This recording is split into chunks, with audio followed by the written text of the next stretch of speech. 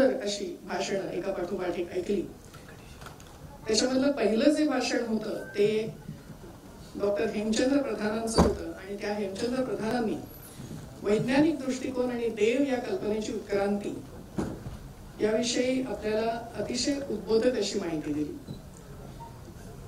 त्याच्यानंतर जे शेवटचं भाषण झालं ते म्हणजे अनेक जणांना आपल्यापैकी एक मेजवानी वाटावं असं भाषण होतं. डॉक्टर शेषराव मोरे यांनी जे भाषण केलं त्याच्यामध्ये त्यांनी घटनेमधला धर्म, घटनेमधला सेक्युलरिझम, निधर्मीवाद या सगळ्याचा उहापोह केला आणि त्या वेगवेगळ्या किचकट अशा संकल्पनांचा उहापोह करत असताना कुठेही ते भाषण अगदी डोईजड बोजड होणार नाही याची काळजी घेत अगदी सामान्य प्रेक्षकाला देखील समजेल आणि उमजेल अशा भाषेमध्ये त्यांनी आपल्या समोर मुद्दे मांडले. या दोघांच्या मध्ये मिलिंद मुरुगकर यांनी आपले विचार मांडले आणि हेही भाषण या दोन प्रमुख वक्त्यांच्या इतकंच फॅसिनेटिंग होतं आणि त्याविषयी मला थोडंसं इथे बोलायचंय.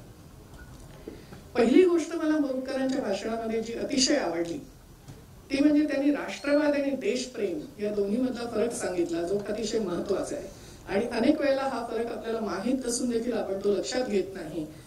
त्यांनी फॉर्मली तो फरक इथे सांगून मला असं वाटतं की त्यामुळे त्यांनी एक मोठी कॉन्ट्रीब्युशन आजच्या कार्यक्रमामध्ये केलेली आहे.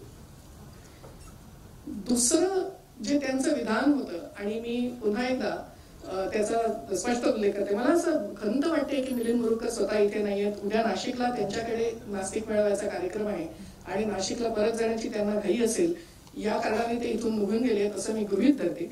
परंतु ते जर आत्ता ह्या क्षणी इथे असते तर मला बरं वाटलं असतं. सावरकर व्यक्तिवादी होते का असा प्रश्न त्यांनी उपस्थित केला.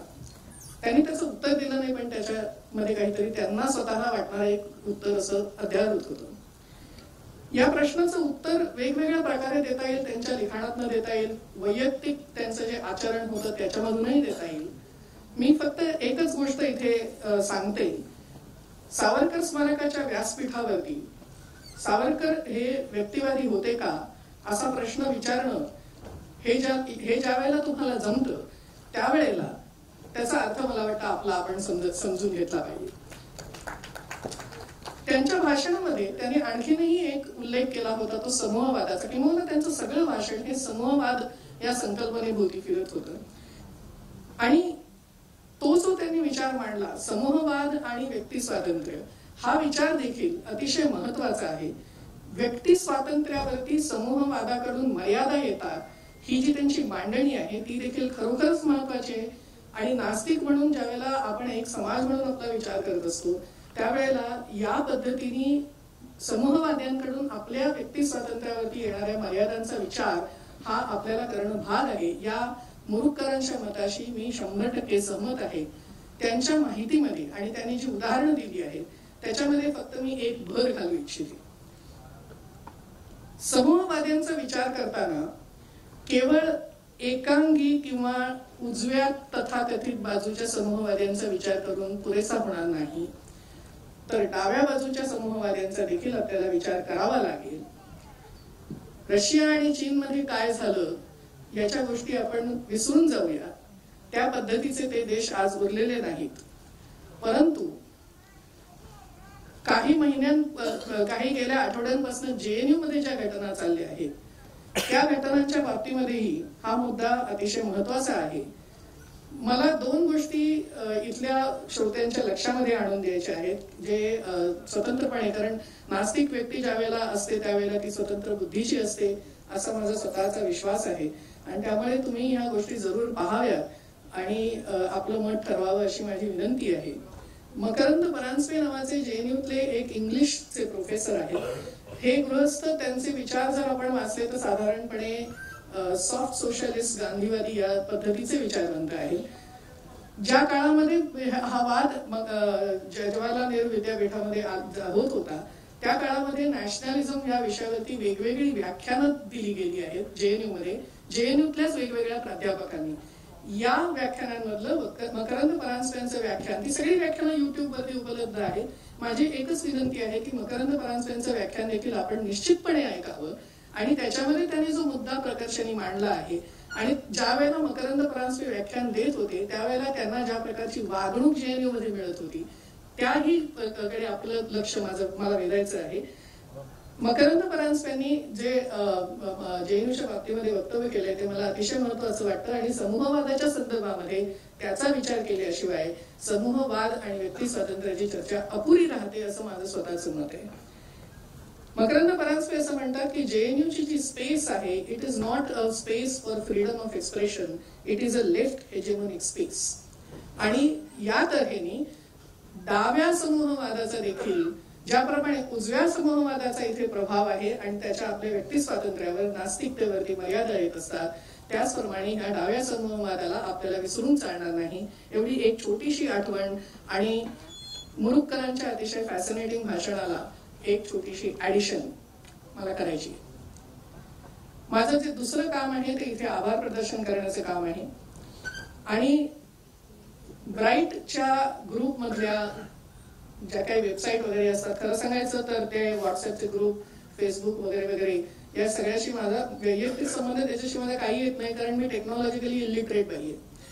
परंतु त्या लोकांमध्ये जे काम करणारी मंडळी आहे त्याच्यामध्ये त्यांनी स्वतः वापरलेला शब्द असा आहे.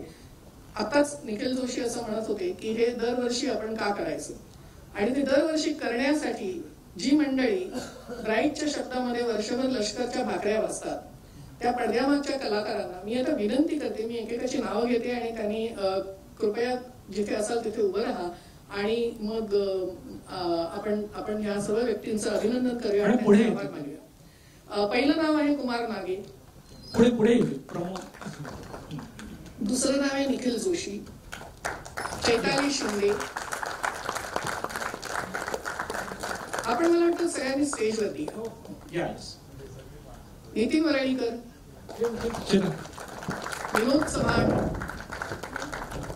संजय सावरकर, ते आज इथे नाही आहेत परंतु संजय सावरकरांचं नाव घेणं आवश्यक आहे, अविराज कानगुडे, योगेश फडतरे, अजित कोमरलकर, कविता दळवी देखील आज इथे नाही आहेत परंतु त्यांचा प्रचंड मोठा पाठिंबा ब्राईट ग्रुपला मिळत असतो, अतुल दळवी, प्रमोद सरसबुते, अभिराम दीक्षित, मिलिंद क्षीरसागर, सुमन दाभोळकर, सीमा गीते, राहुल देसले, अजय कोंडेकर, नाशिक मधली काही मंडळी आहेत, अमित जोजारे, मयूर कुलकर्णी, नितीन हांडे, पुण्यातले विवेक सांबारे आणि राजेश मोरे. या सर्व व्यक्तींचे मनापासून आभार आणि त्यांचे कौतुक. सगळ्यात शेवटी पण म्हणजे आपण म्हणतो तसं last but not the list हा कार्यक्रम इथे होऊ दिला, त्याच्या सहसंयोजनाची जबाबदारी स्वीकारली आणि ज्याप्रमाणे रणजित सावरकरांनी सुरुवातीच्या भाषणात असं म्हटलं की तो कार्यक्रम इथे होणार म्हणून सावरकरांच्या भक्तांचा फार रोष त्यांनी ओढवून घेतला आणि त्याचबरोबरीने सावरकरांच्या विरोधकांचाही रोष त्यांनी ओढवून घेतला आणि ही सगळी जोखीम पत्करूनही हा कार्यक्रम इथे होऊ दिल्याबद्दल लास्ट बट नॉट लिस्ट सगळ्यात महत्वाचे आभार सावरकर स्मारक आणि रणजित सावरकर. या प्लीज विवेक सांबरे आणि या तुमची नावं घेतलेली आहेत ना, या प्लीज वाचन. Thank you ma'am, thank you. आपण आता आपला जो मॅनिफेस्टो आहे त्याचं वाचन करणार आहोत. नितीन सोबत आपण सगळ्यांनी उभं राहणं योग्य होईल का सगळ्यांनी? आपण बरोबर चालेल, आपण वाचन करूया. बोल. ओके. हे जग निसर्ग नियमांप्रमाणे चालत आहे. जगावर आणि मानवावर कुठल्याही प्रकारच्या अलौकिक शक्तीचा व ईश्वराचा प्रभाव नाही असे म्हणताना आम्ही कुठल्याही प्रकारचा धार्मिक व राजकीय अभिनिवेश बाळगत नाही. माझे नास्तिक्य विचारपूर्वक आहे, त्यात आढ्यता व राग नाही असे शहीद भगतसिंग म्हणतात. त्यास आमचा दुजोरा आहे. भारतीय राज्यघटनेतील कलम 25 नुसार प्रत्येकास सत्सद विवेक बुद्धीनुसार वागण्याचे स्वातंत्र्य आहे आणि सत्सद विवेक बुद्धीमध्ये नास्तिकता समाविष्ट आहे. नास्तिक म्हणून आमची सर्वसाधारण ओळख आहे. तरी आम्ही विचारांच्या विविधतेमुळे स्वतःस नास्तिक, विवेकवादी, संशयवादी, अज्ञेयवादी, बुद्धिप्रामाण्यवादी, मुक्तचिंतक, मानवतावादी इत्यादी नावांनी संबोधतो. प्राचीन काळापासून अनेक थोर नास्तिक होऊन गेले, ज्यांची नोंद इतिहासाने नेहमीच घेतली आहे. या नास्तिक विचारवंतांचे मानवी विकासात महत्वाचे योगदान आहे. समाजकारण, कला, शिक्षण, विज्ञान, राजकारण या विविध विभागात आघाडीवर काम करताना दिसतात. अशा सर्व नास्तिकांसोबत आम्ही आपले ऐक्य घोषित करत आहोत. धन्यवाद. धन्यवाद. साथी सगळ्यांनी सहभागी झाल्याबद्दल मनपूर्वक अभिनंदन. तुम्ही ब्राईट ग्रुपला जॉईन होऊ शकता फेसबुक, व्हॉट्सअपद्वारे. बाहेर आता छान आपल्यासाठी रिफ्रेशमेंट आहे, तिथे तुम्ही यांच्यासोबत गप्पा मारू शकता.